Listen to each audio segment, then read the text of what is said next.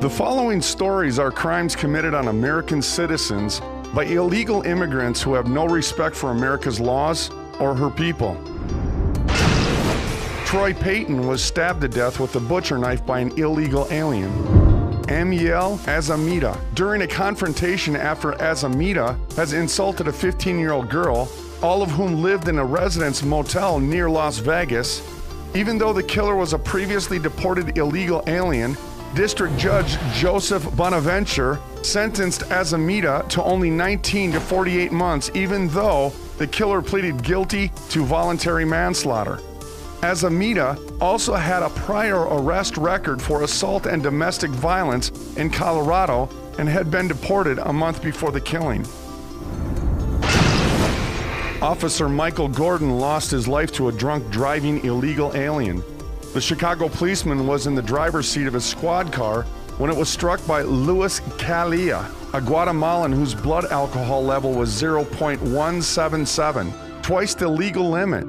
Luis Calilla died a few hours after striking the police car, and Michael Gordon is survived by his wife and 4 children. Before entering the police department, Gordon joined the 81st Airborne right after high school, serving in Bosnia and Korea. As a policeman, he asked to be assigned to a tough part of Chicago because he wanted to do more than just write tickets. Oceanside officer Tony Zeppatella was a rookie cop who had been in the department just over a year when he was shot 3 times and killed in a credit union parking lot by Adrian George Camacho, a Mexican illegal alien with a long criminal record. Officer Zeppatella was married with a 6-month-old child.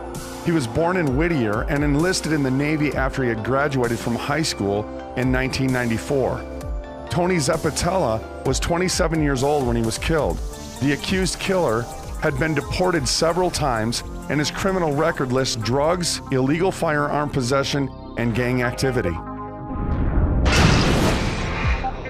Victor Henn was a victim of terrorism in America.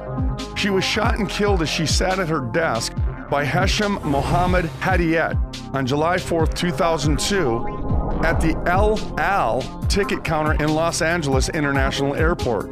She was born in Israel and immigrated with her family to the U.S. in 1990. Particularly sad is the fact that her family had planned a surprise party for her the next day where her boyfriend intended to propose. The LAX shooter was born in Egypt and lived here for a time as an illegal alien and was even considered for deportation until he got lucky when his wife won the diversity lottery. Sister Helen Chaska was murdered in late summer 2002 by being strangled with her rosary beads. The beads were found embedded in her neck. She was also raped, as was another nun who accompanied Sister Helen during walking prayers. Both women were in Klamath Falls, Oregon, doing missionary work when the crimes occurred. Her accused murderer is Maximiliano Asperez, who is in the United States illegally and was convicted in 1988 of robbery and kidnapping in Los Angeles. He was sentenced to 6 years in prison, was released in 1992, and was on probation until 1995.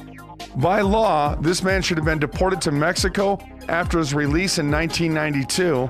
Instead, the INS allowed him to remain in the United States and then and only then to commit even more heinous crimes. 18-year-old Trisha Taylor of Detroit was in court in December 2002 to hear the plea of the illegal alien who caused her to lose both legs above the knees. Jose Carcamo was driving under the influence, 0.08% blood alcohol level, and speeding when he drove over a curb and smashed Taylor into a wall. One report stated that Carcamo has had 17 violations since 1995. Another noted that he was drag racing at the time of the crash. It is agreed that the car was traveling between 50 and 75 miles per hour on a street posted for 25 miles per hour.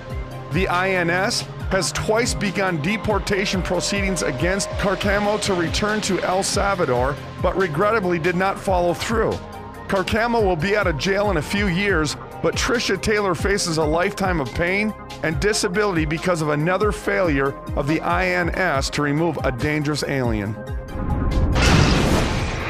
The lives of many law enforcement officers have been lost at the criminal hands of violent illegal aliens. One such was David March, a Los Angeles County sheriff, who was killed when he pulled over a car for a routine traffic stop. The driver was a dangerous Mexican drug dealer, Armando Garcia, who had been deported twice and has a long history of violent crime. After shooting Sheriff March twice in the head, Garcia was able to escape and is believed to be in Mexico, where officials refused to send him back for trial. Garcia is also wanted for 2 attempted murders. Without question, America is comprised of immigrants from all over the world, and America welcomes them. However, they must come in abiding by the laws of the land that they wish to be a part of, because there's no other way.